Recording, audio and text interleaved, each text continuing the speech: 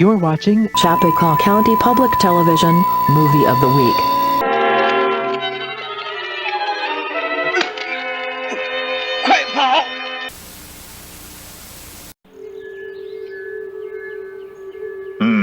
I see you have come to learn history Chinese Revolution.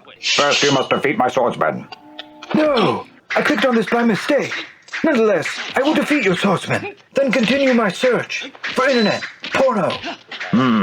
You have skill. If it is your wish, we can watch porno together. Ew! That is gross. I would rather die. So be it. Let's fight. Okay.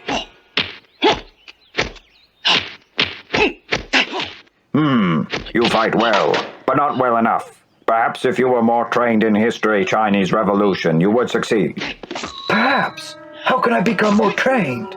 Subscribe to channel. Leave like on video. No, that's lame. Ow, that hurts. You are clearly unworthy. Nonetheless, I will share my knowledge. No, I will run away. After him, he must learn history Chinese Revolution.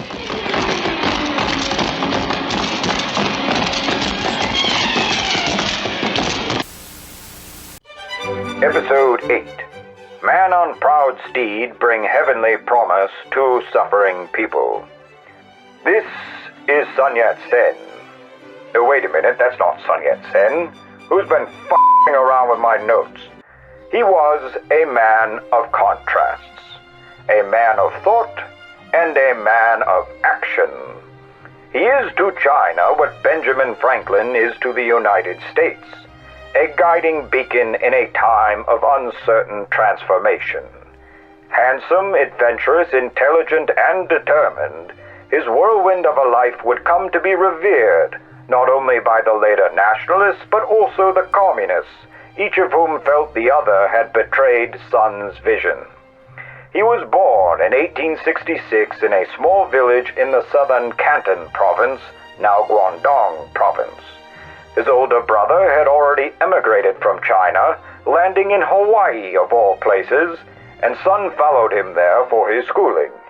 As it turns out, the Kingdom of Hawaii was just then in the midst of being annexed by the United States, so, owing to a stroke of luck, Sun became a naturalized American citizen. Hey, how about that?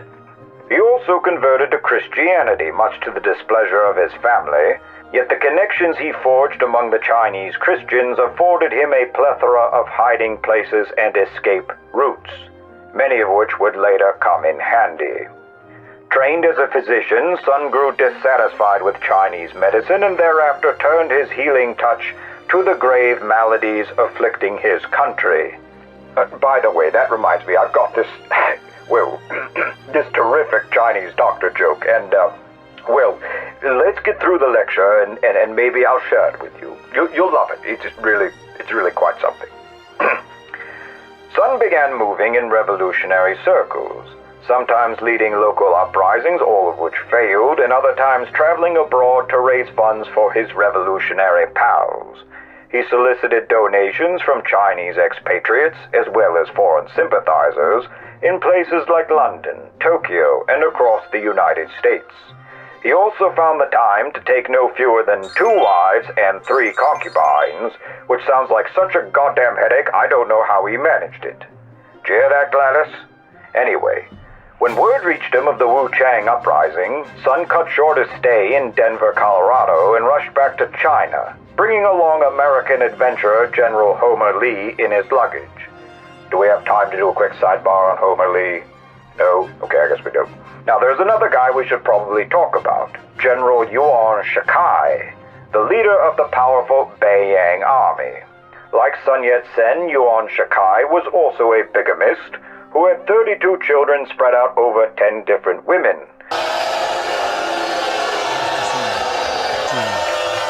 You need to be a dad! You need to be a dad! You are not! Stop that! So what happens? Well, it's a little hard to follow. The Qing court recalls General Shikai from retirement, grants him all these titles and honors and things, and begs him to quell the Wuchang and related uprisings.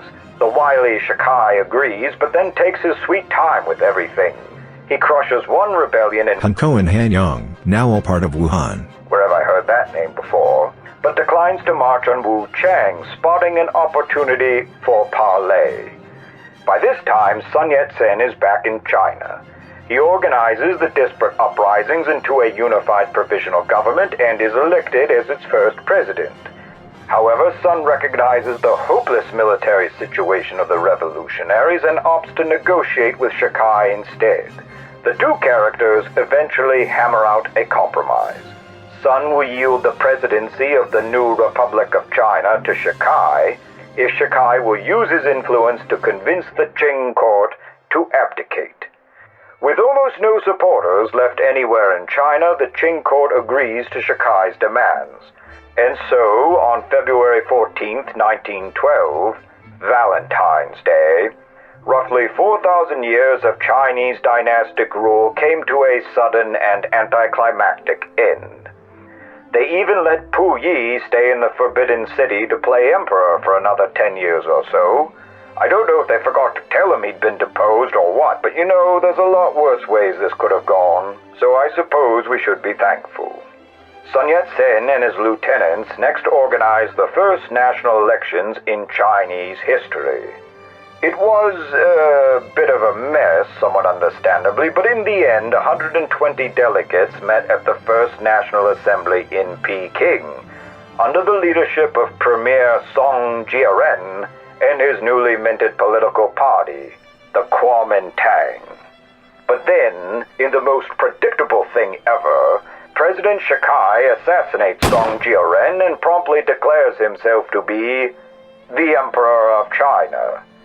And since he's dissolving elected bodies and just making shit up, the military governors he'd appointed all follow suit, seizing control of the provinces to rule as semi-autonomous warlords. Sun Yat-sen flees to Japan, the Kuomintang attempts a second revolution which fails, and China descends into chaos yet again. And that's it. That's the story of the 1911 revolution, also called the Xinhai Revolution. Pretty dismal stuff. The only good thing to come out of it was this flag. I've got to say, I really love this flag. Think about how much cooler China would seem if they just stuck with this flag. It's got all these neat colors on it, colors you don't usually see on flags. In case you want to know, it's called the 5 races under one union flag. The red represents the Han, the yellow represents the Manchus, the blue represents the Mongols, the white represents the Muslims, and the black represents the Tibetans, who are the only Oriental people you'll ever meet who can have red hair and blue eyes. Very spicy. Episode 9. Ancient dragon forget he leave door unlocked. Cunning rat steal much treasure. China was f***ed. They had no real government, warlords ruled the provinces, and in 1916, after the death of the so-called Emperor Shanghai, you could barely even call them a nation. Somebody, this guy I guess, attempted to restore Pu Yi back to the throne, but no one bought a ticket to that dog and pony show.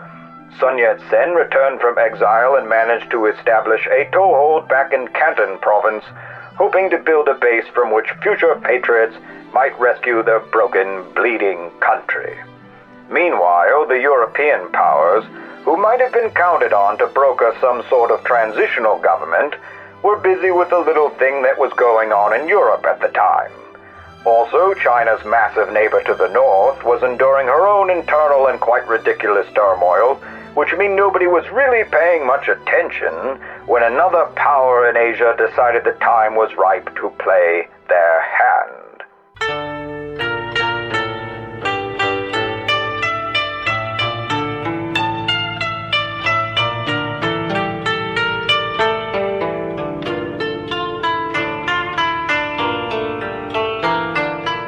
This is Japan.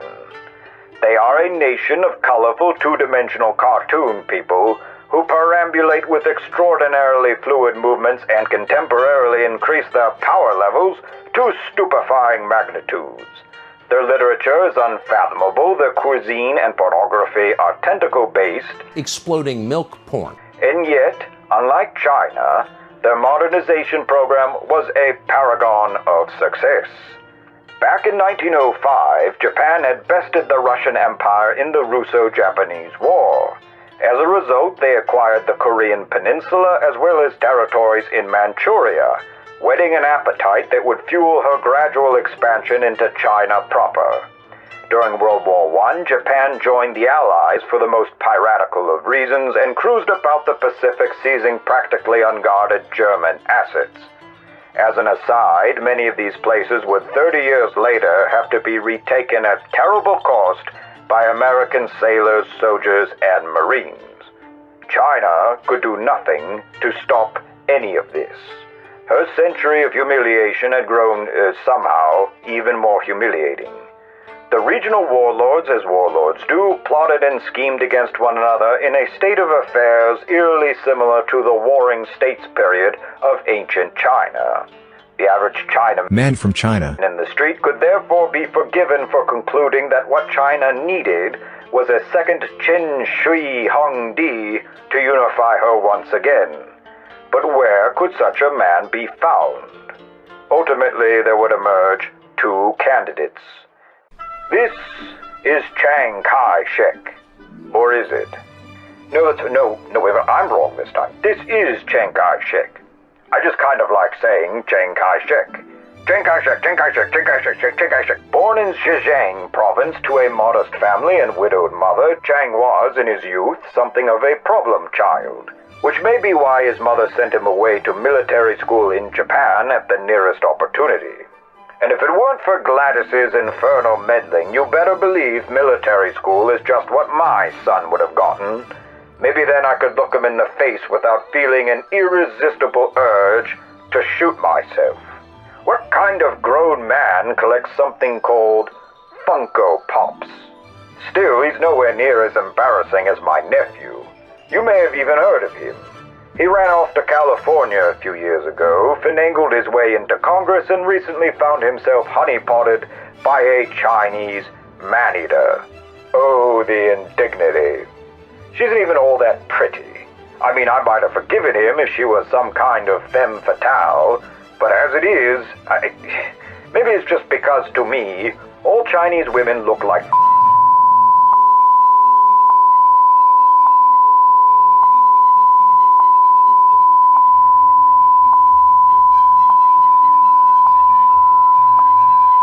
Matter of fact, there was this one lady I knew who...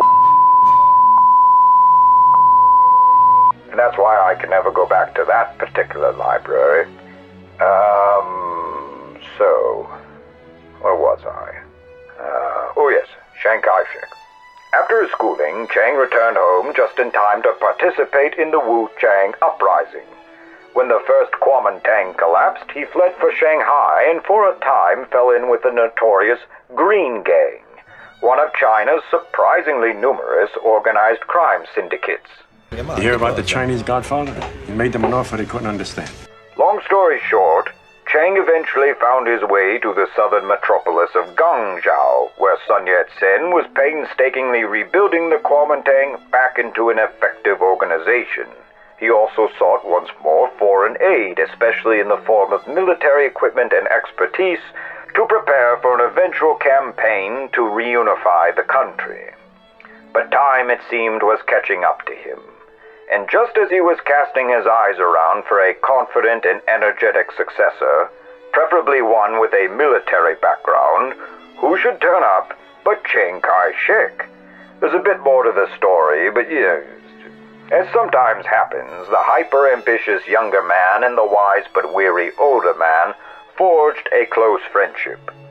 In order to ingratiate himself further with his mentor, Chiang courted and married Sun's sister-in-law, Sung Mei-ling.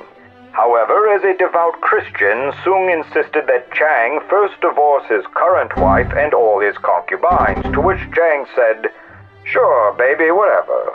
In any case, the trick worked.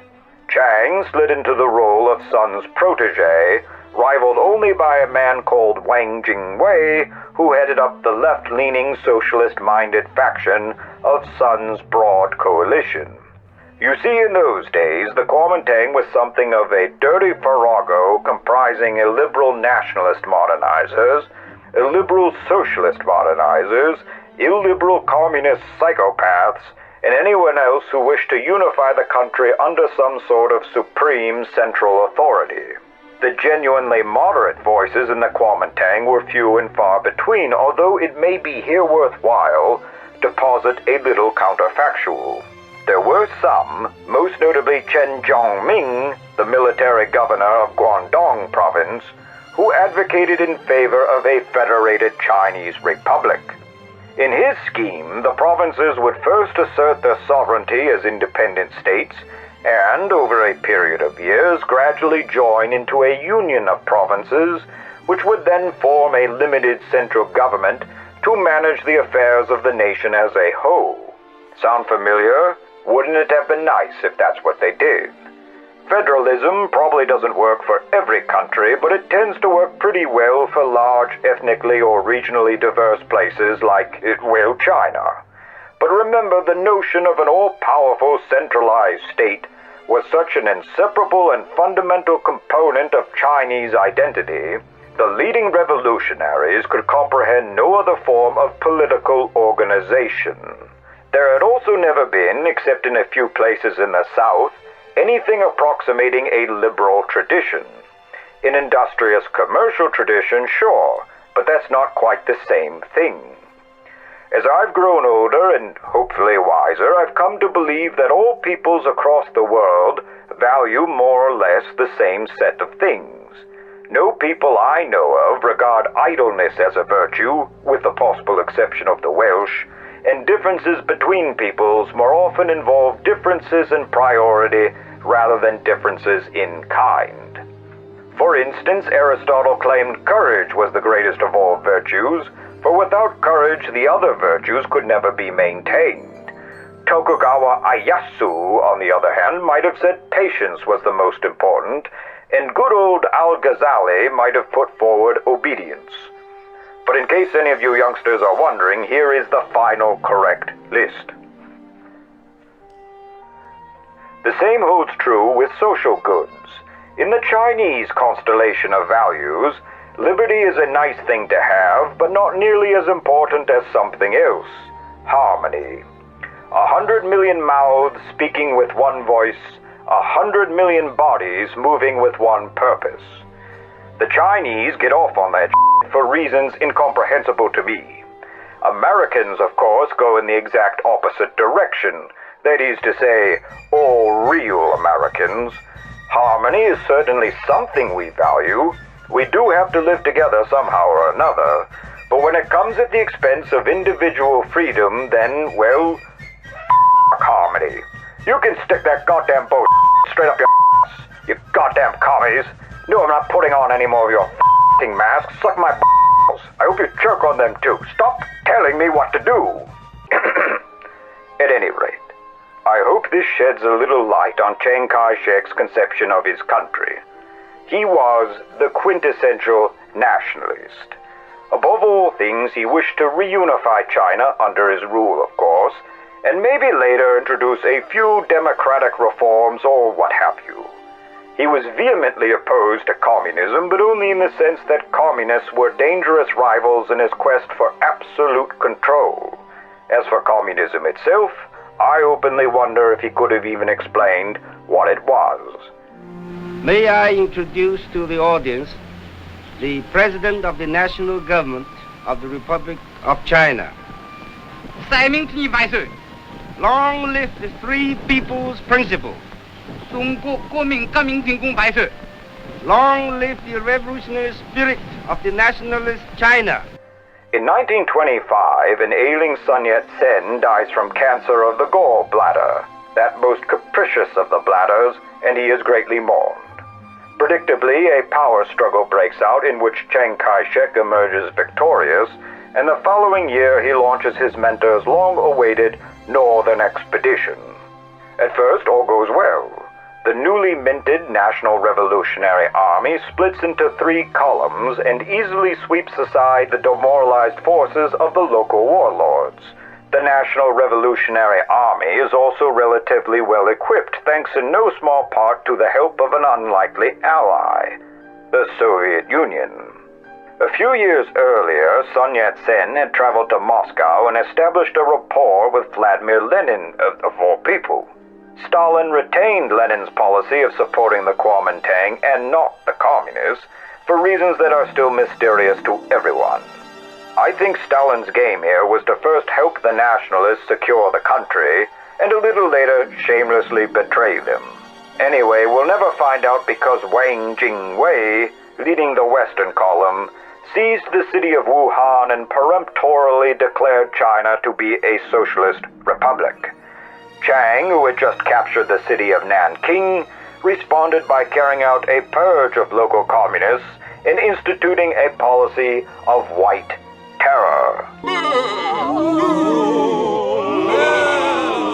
No, not that kind of white terror, this kind of white terror, which was really so much worse. In the year 1927, according to some estimates, nearly 300,000 Chinese lost their lives to anti-communist repression. Chiang himself is reported to have said, "I would rather kill 1,000 innocent people by accident than let one communist escape." Jesus Christ. Somebody had to do it. So that was one candidate for the Emperor's old clothes. But I did say there was another, didn't I? A most amiable and upstanding sort of fellow, jolly and good-natured and not fanatical in any way. In a pig's eye. Now, do you youngsters notice? That's called comedy. That's called sarcasm. Episode 10. Beautiful cock, rise early in morning, always point a little to the left. This is Mao Zedong. No, goddammit, now you're doing this on purpose. Put the real Mao up there. Now this is Mao Zedong. And this is Mao Zedong when he was just a little boy. Born in 1893 to a wealthy landholding family in Hunan province, there really isn't too much to say about his childhood except he abandoned his first wife, the result of an arranged marriage. Like almost all communist revolutionaries, Mao had a long history of abandoning women, avoiding work, dropping out of school, and composing god-awful, oleaginous poetry.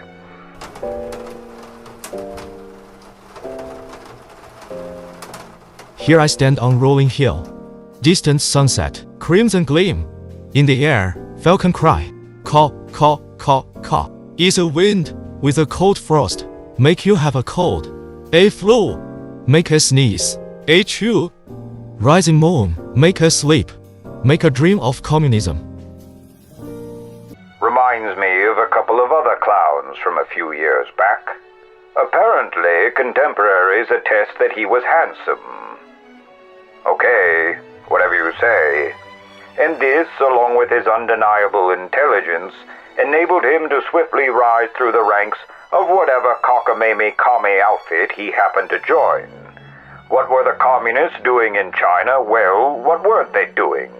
The dawn of European involvement in China unfortunately coincided with the creation and dissemination of some real grade-A European bovine excrement. Those of you who attended my previous seminar will be familiar with my critique of Marxism, but for those of you who foolishly squandered the opportunity, here is a brief recapitulation.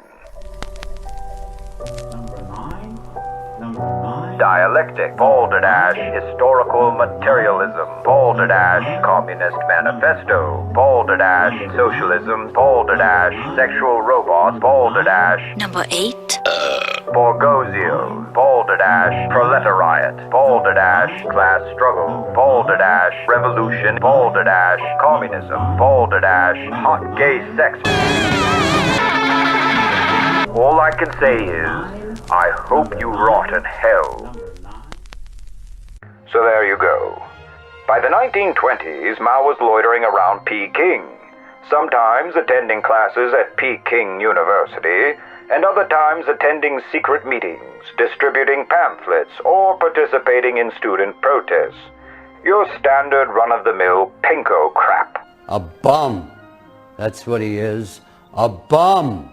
He eventually moved back home, took a post as a history teacher, and at some point joined the newly founded Chinese Communist Party, or the CCP. On the advice of the Soviets, the early Chinese communists allied themselves with the Kuomintang and played for time. Mao, as one of the CCP's rising stars, was thus brought into contact with the Kuomintang leadership. He may even have met Sun Yat-sen before the latter's death, though this is disputed. Regardless, the shotgun marriage between the communists and the nationalists was always bound for heartbreak. Of course, it didn't help that after the northern expedition petered out, Chiang Kai-shek put on a bunch of crazy clothes and probably lost his mind. I think you better pull the trigger. This was the beginning of his Generalissimo period, which, unlike David Bowie's glam period or Lady Gaga's sex-crazed supervillain period, did not cause me to lose my faith in God.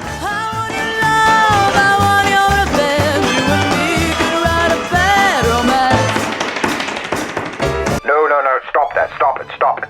I won't stand for this. This is the end, you know.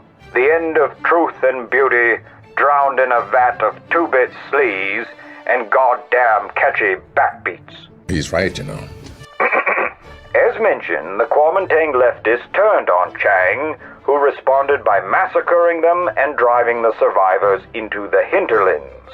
The CCP belatedly formed its own Red Army to oppose Chiang and, for some reason, appointed Mao as its first commander, despite the fact he had no military experience of any kind. Mao's first plan was to seize the city of Changsha, from which he might build up a base to strike at Chiang and his National Revolutionary Army. Not a bad plan, but his clumsy attack faltered in an event known as the Autumn Harvest Uprising. As a result, Mao retreated with his battered army into the rough highlands of the Xinhai Mountains, whereupon the communist leadership, currently hiding out in Shanghai, expelled him from the party. Oh, why couldn't you have just killed him? It would have been so easy. Just sprinkle some arsenic into his Rice Krispie squares, or pour Drano in his Kool-Aid. I don't care, you had options is what I'm saying. Anyway, defeated in the field, booted out of his own party, with no support from foreign powers, not even the Soviet Union, which didn't think much of Mao either, stranded in the remote wilderness with a ragtag army numbering at most in the hundreds, thus it was that Mao Zedong showed something special. Whatever else one might say about him, that he was a mass-murdering tyrant, that he was a communist lunatic, that he was in his old age a decrepit and lecherous fiend, no one can deny that in his younger days, Mao Zedong was as tenacious and indefatigable as any man who ever lived. Unlikely though it may seem, it was from such desperate circumstances that Mao began his long ascent to power. All along, his central insight was sound. Mao insisted that the Bolshevik playbook simply would not work in China. Unlike the Bolsheviks, who had been strongest in the cities, the Chinese communists were naturally strongest in the countryside, where the destitute peasants had a long list of complaints on a good day. Yet these ideas cut against the grain of Marxist theory, which held that the revolution would be led by industrial workers, of which there were next to none in China, and this heresy was probably the real reason for his expulsion from the CCP. And yet, if Mao was right about anything in the entirety of his cruel and wicked life, he was right about this. Mao's special gift, or one of them anyway, was to whip up these angry, mistreated peasants into a bloodthirsty frenzy. Rebuffed by his fellow communists, Mao was now beyond the influence of either Shanghai or Moscow. Safely ensconced in Nanking and busy trying on new clothes, Chiang Kai-shek had not the slightest inkling that his wrathful repression had inadvertently spawned a dangerous and mortal enemy. And now, the fat was in the fire. Oh, I don't know what to do, guys. I don't know what to do. Put a lid on it, dummy! Episode 11. Arrogant crane lose balance in storm, mischievous monkey fling poo from own ass. This is Peking, a city of contrasts, a city of brutally ugly austere buildings filled with brutally ugly austere plutocrats and their sinister sycophantic minions. Wait, that's not Peking, that's Washington, D.C. Ah, I see what you did there, very good. Clever girl. Not that you care or anything, but Peking was once known as Dadu, or Winter Palace, in juxtaposition to Xanadu, or Summer Palace, for the filthy Mongol Khans of the Yuan dynasty. When the Ming dynasty overthrew the Mongols, they renamed it to Peking, or Northern Capital, to distinguish it from the southern stronghold of Nanking, or Southern Capital. Both Peking and Nanking belong to that special club known as the Four Great Ancient Capitals of China. The other two being Chang'an, now known as Jian, and Luoyang, the latter cities having been occupied since at least the days of the Zhao dynasty. Now, to a man like Chiang Kai-shek, control of these four cities meant legitimacy in his bid to rule all of China. He had Nanking, now he needed Peking. So, in 1928, the Generalissimo cut a deal with the northern warlords and secured the city. The details are sketchy at best, but I'd like to think it involved copious amounts of coke, hookers, and pirated DVDs of Nicolas Cage movies. Ever heard of a line? Hey, have you ever been dragged to the sidewalk and beat until you pissed blood? However, when the warlords discovered their DVDs were region-locked, they became enraged, banded together, and fought Chiang in something called the Central Plains War, piling up another 250,000 Chinese corpses. In the end, Chiang quashed the rebellion, but his troubles were far from over. In 1931, the Japanese, who had been slowly infiltrating Manchuria for decades, finally invaded outright. They pacified Manchuria with relative ease and installed the former child emperor Puyi, remember him, as the titular head of a new puppet state they called Manchukuo. Any of you going to complain about colonization or something? I'm certain at least one of you will decry this instance of naked imperialism. Or what about the periodic Chinese attempts to conquer Vietnam, or Korea, or Tibet? I'll just pause here a moment. Any minute now. I'll keep waiting. Chiang Kai-shek knew his position was far too weak vis-a-vis Japan, so he concentrated on strengthening his army, defeating or bribing the remaining warlords, and finally catching up with those pesky communists who were somewhere in the, wait a minute, where were they? You, communists, come out, whatever you are. Oh, there you are. Still hiding out in the mountains, Mao Zedong's tiny fanatical Red Army was proving to be a very nasty thorn in the Generalissimo's balls. They were little more than rough bandits during those lean years, sallying forth from their hidey holes to harass nationalist forces, steal food and equipment, and recruit new soldiers. Slowly but surely, Mao molded his peasant minions into a disciplined guerrilla force, simultaneously filling their small, simple minds with Marxist hokum. Naturally, the Kuomintang tried to smother this baby in the crib. My God, that's a distressing metaphor. The nationalist forces surround the communists in no less than 5 encirclement campaigns, the last one personally commanded by Chiang Kai-shek himself.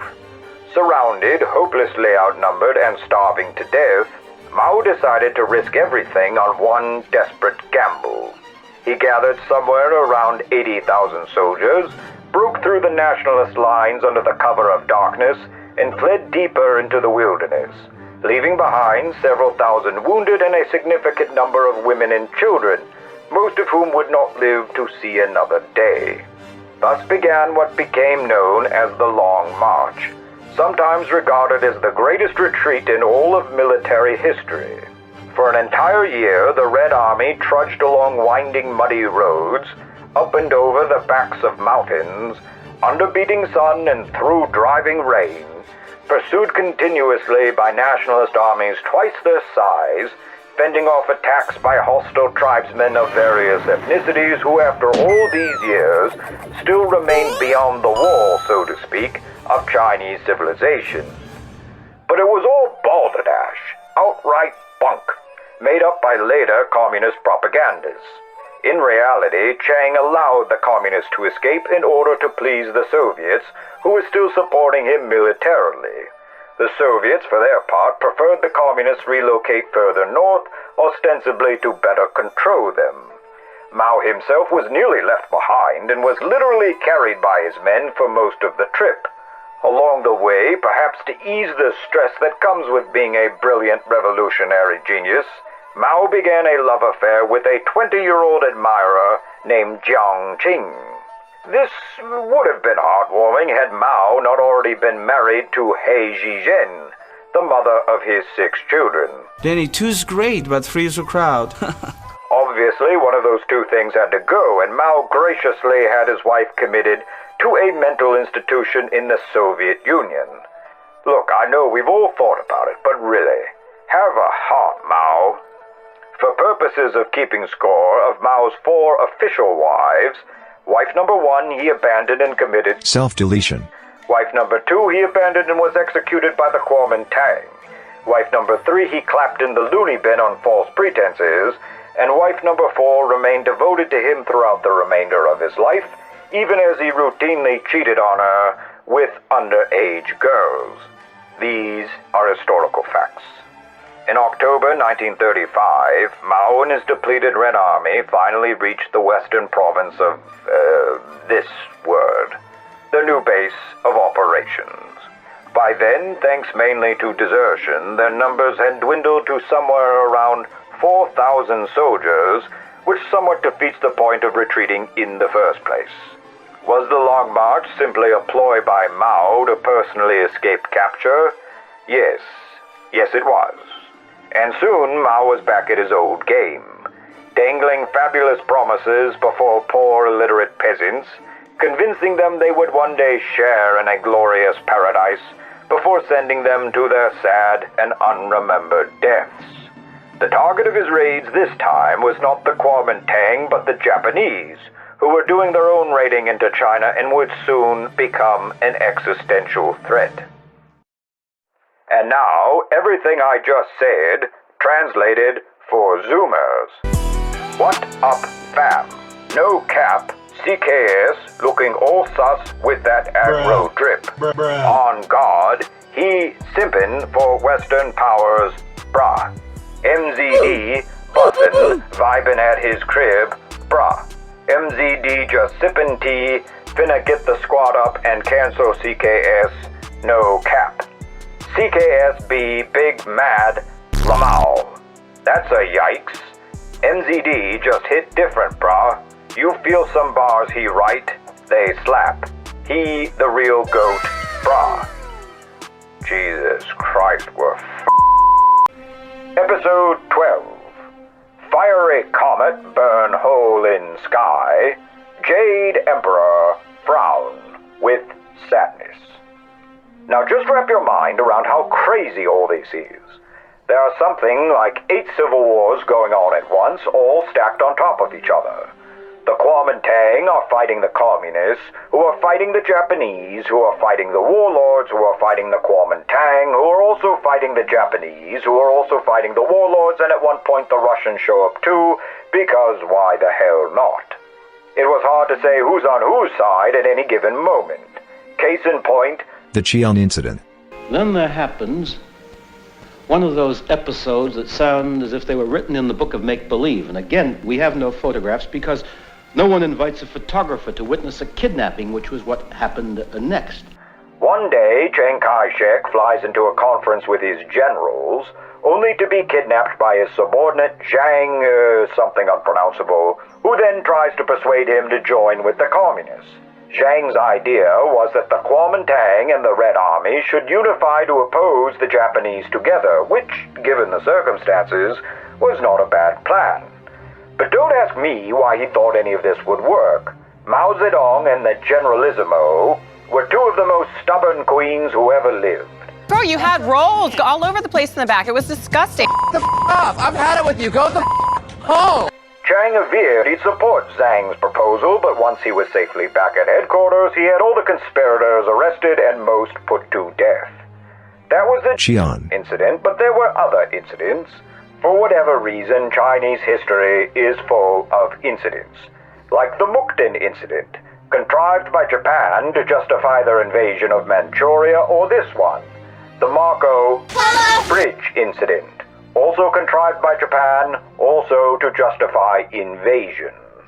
The first thing the Japs did was to prepare their usual fake alibi.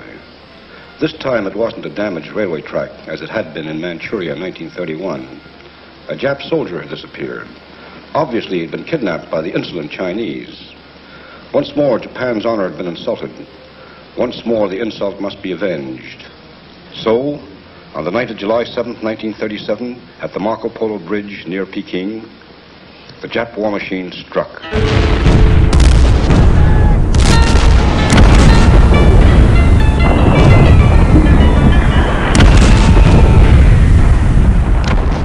In 1937, the Japanese Kuomintang army, not to be confused with the Chinese Kuomintang army, poured across the Manchuria border and into the Chinese heartland.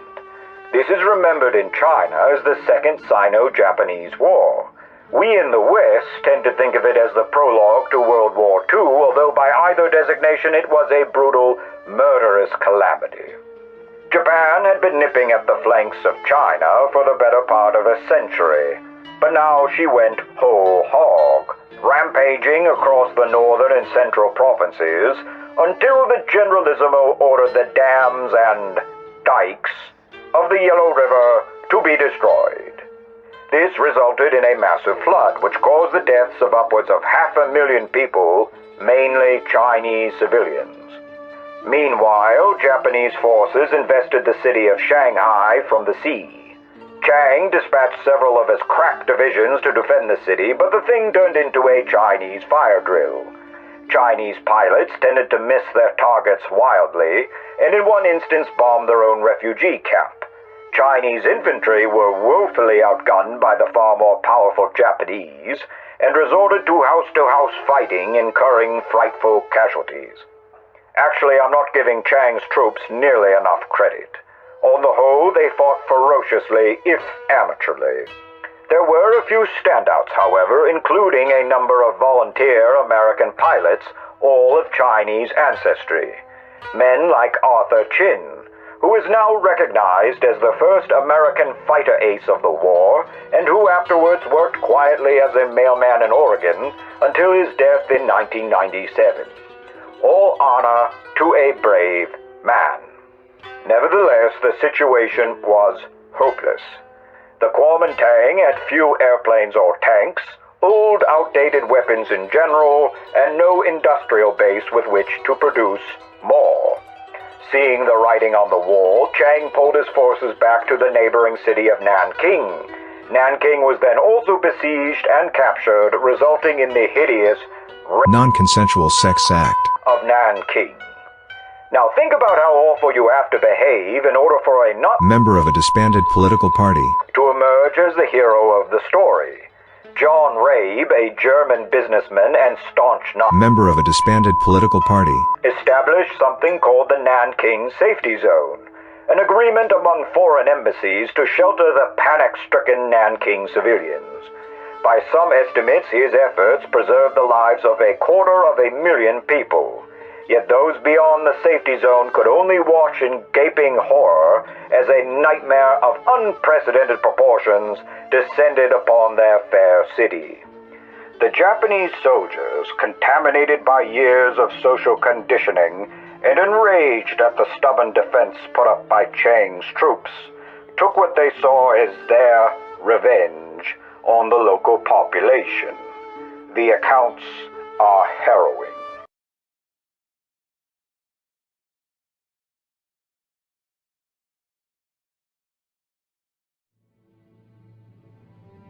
The Japanese commanders did not even try to put a halt to the violence, and in many cases, fervently encouraged it.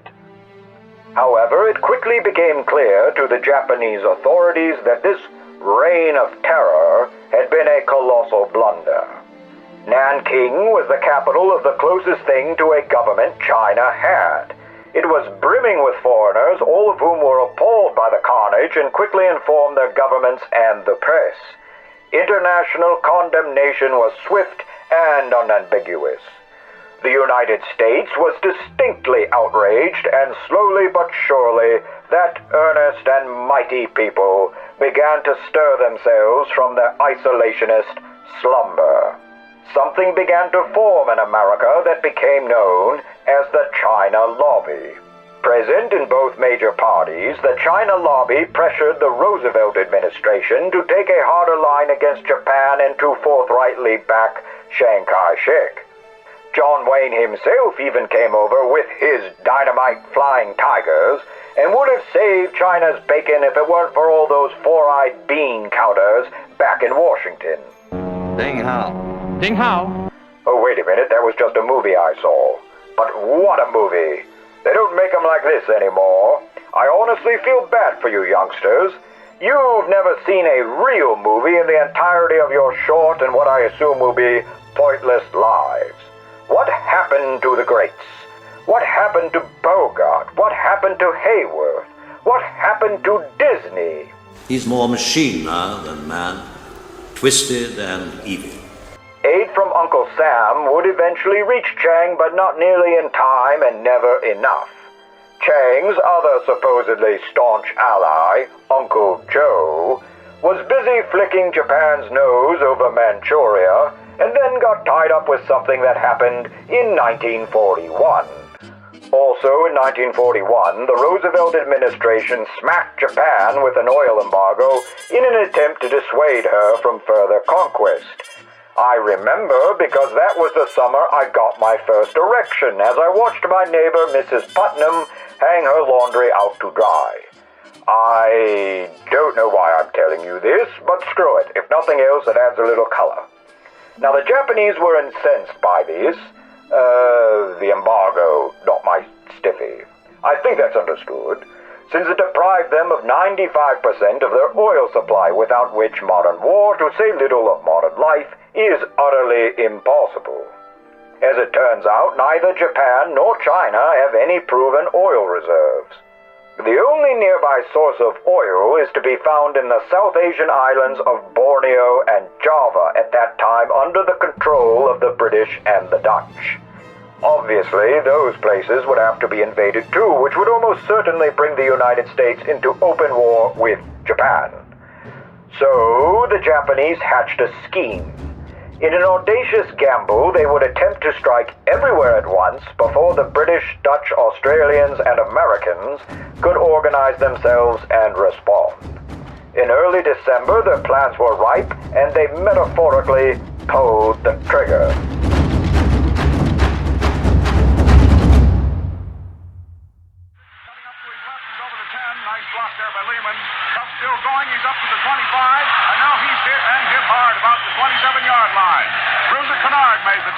We interrupt this broadcast to bring you this important bulletin from the United Press. Flash, Washington. The White House announces Japanese attack on Pearl Harbor. This is John Daly speaking from the CBS newsroom in New York. Here is the Far East situation as reported to this moment. The President of the United States. The distance of Hawaii from Japan makes it obvious that the attack was deliberately planned. The Japanese government also launched an attack against Malaya. Last night, Japanese forces attacked Hong Kong. Last night, Japanese forces attacked Guam. Last night, Japanese forces attacked the Philippine Islands. Last night, the Japanese attacked Wake Island. And this morning, the Japanese attacked Midway Island.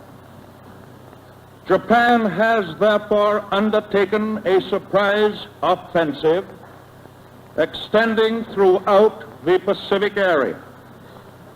As Commander-in-Chief of the Army and Navy, I have directed that all measures be taken for our defense, but always will our whole nation remember the character of the onslaught against us.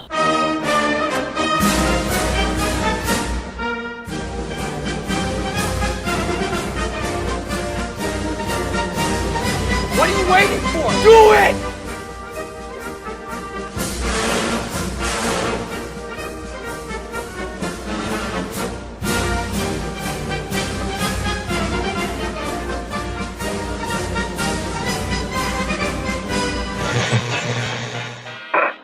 That's right, kids.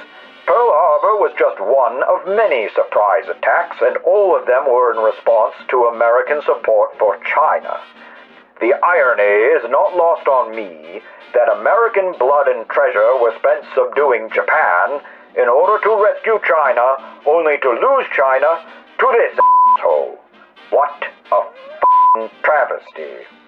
If you were to tell someone in the 1940s that in the 2020s Japan would be one of our closest friends and allies, whereas China would be our fiercest rival and competitor, they would have laughed you out the room, which just goes to show how clueless the State Department and the press were even back in those days. None of those h***s took the threat of communism as seriously as they should, possibly because many of them found communists to be heroic or at the very least sympathetic figures. And just what was Mao up to anyway? Well, he and his Red Army were enjoying a rather relaxing, rather pleasant kind of war.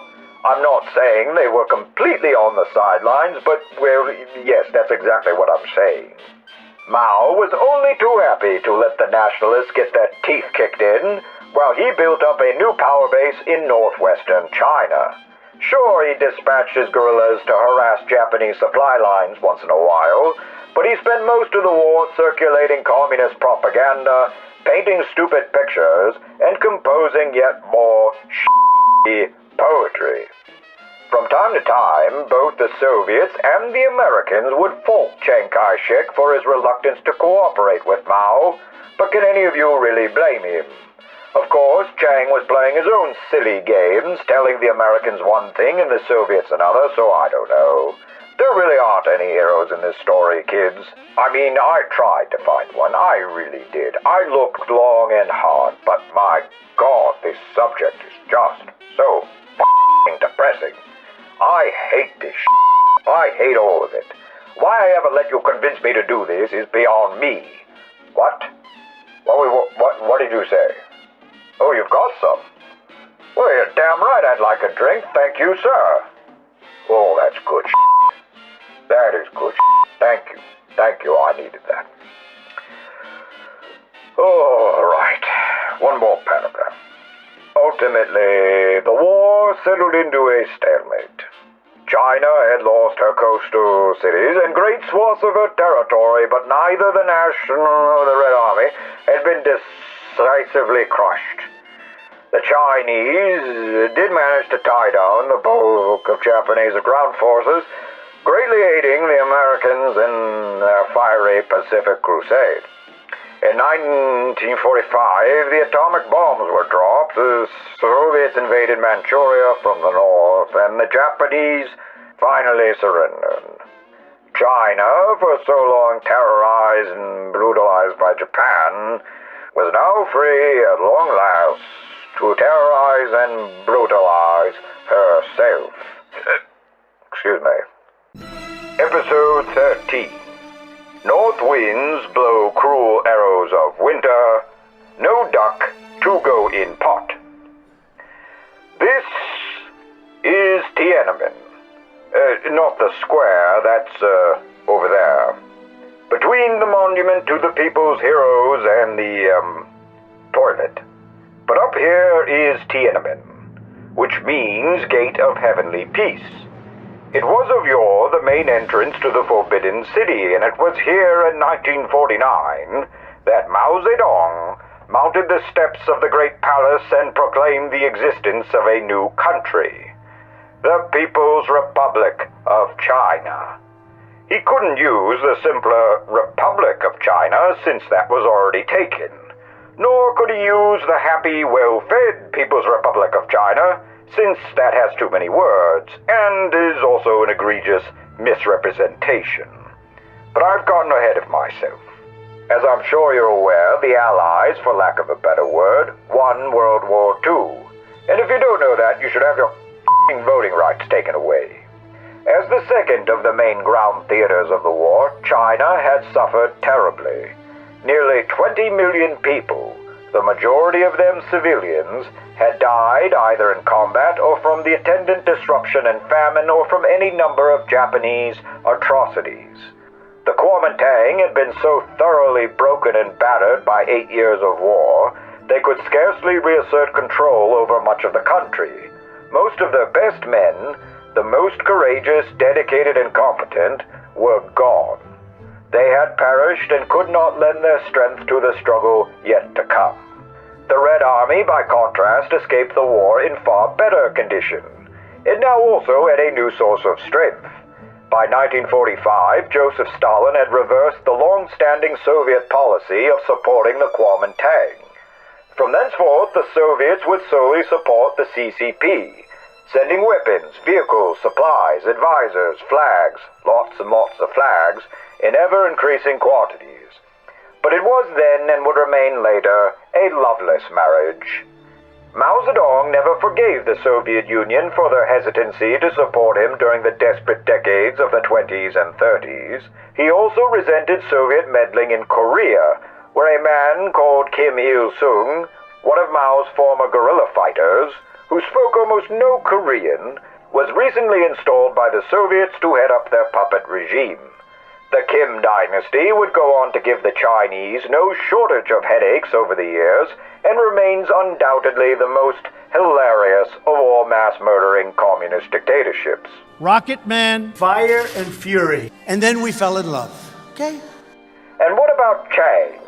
He was backed by the United States and the steadfast China lobby, which would lead one to believe he had the most powerful advantage it was possible to have. Sort of.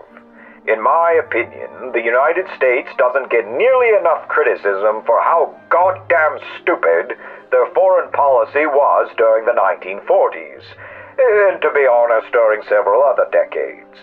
In the afterglow of their great victory, the Americans rapidly demilitarized, blithely confident that the atomic bomb was sufficient to guarantee the new peace. President Truman, like President Roosevelt before him, initially did not know quite what to make of communism. After all, the communists preach equality, and that's a good thing, isn't it? They can't be nearly as bad as those awful fascists. Members of a political movement originating in Italy. Could they? Besides, the fascists Members of a political movement originating in Italy. hated the communists, so that means they're on our side, right? Wrong. Somehow, the delusional Americans were under the impression that the communists were just another political party, like Republicans or Democrats, and not a ruthless militant faction determined to seize power at all costs. This staggering ignorance about communism, especially and ironically among the best educated and well-read, persists to this very day. It is true that President Truman and the Americans made a fast U-turn on the Pinkos, but this was only after the Soviets detonated their own atomic bomb, China fell into the hands of the communists, and the North Koreans poured across the 38th parallel. Only after it becomes blazingly obvious do Americans finally do the right thing, at which time we tend to go a little overboard and sometimes make things worse. It's almost as if we are a fundamentally decent and sensible people who are badly informed by our intellectuals and our press. Goodness, I hope that's not the case. Anyway, Chiang was understandably exasperated at being told to cooperate with people who hated him and were trying to kill him.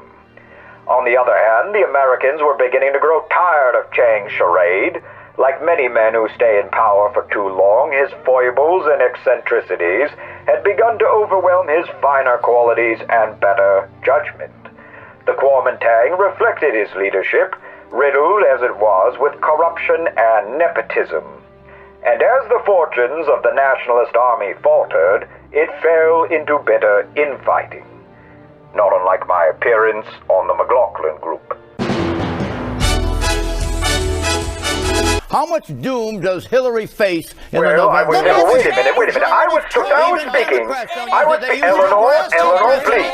Eleanor, please, I have the floor. No, it was my turn. No, wait a minute. Sir, please. Yes, he has run as a liberal. What are you talking about? Where do you get your facts, sir?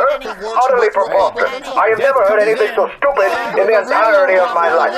You really are an ignorant jackass, aren't you? You're a boil, sir. You're a rotten pustule of malignant stupidity. John, let me get my point out here. Eleanor, shut your mouth. Oh, my God in heaven. Bye-bye.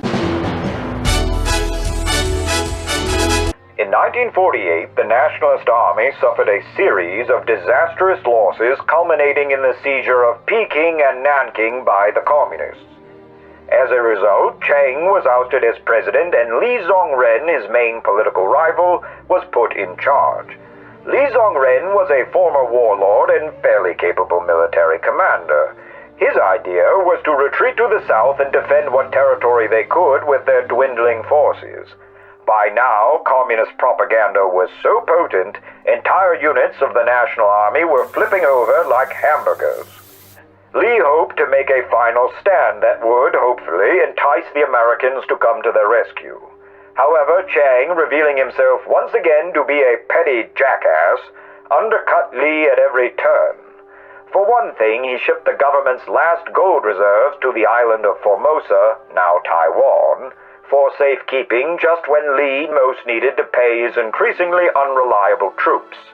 In the end, Li Zongren's desperate last stand failed. The southern province of Canton, the birthplace of the Kuomintang, was captured. Chiang and the Kuomintang had lost the mandate of heaven, if you believe in that kind of balderdash, while Mao and his goons had picked it up for themselves. The point is, the triumphant communists now controlled the whole country. Li fled to the United States, where he vowed on his ancestors to kill Chiang Kai-shek. In the ring. No, in real life. But never got the chance. So Chiang flees to Taiwan with his medals and his sashes. Mao consolidates power, and to this day there are two Chinese governments. The Republic of China, or ROC, in Taiwan, and the People's Republic of China, or PRC, on the mainland, who would love nothing more to finally crush the ROC and reabsorb what they regard as a rebellious province. But you know, Taiwan turned out all right in the end. Despite Chiang's dictatorial style, his ruthless treatment of dissidents, his cult of personality, his insistence on a one-party state, and so on, Taiwan did not undergo nearly the same amount of trauma that the mainland would shortly suffer. Chiang might have been an authoritarian nationalist, but apparently that is better than being an authoritarian socialist, because one of those two things believes in outlandish fairy tales, and the other does not. So give the guy a break, is what I'm saying. He tried so hard to accomplish Sun's vision, but maybe that vision was flawed in the first place. That of a unified and centralized China, when perhaps a federated and liberal China would have been better. Still, there lingers the spirit of these men in all Chinese today, who recognize that something is off about their country, that some things, many things, might have been different. Chiang Kai-shek, of all the world's statesmen, was to perceive the treachery of the communists. He was the first to fight them. A few years ago, he was exalted for the courage and the tenacity of the fight he waged. Now, he is pilloried. Times have changed, but the man has not changed. Russia will never know one day of peace in China. Russia will never own China. China will remain free.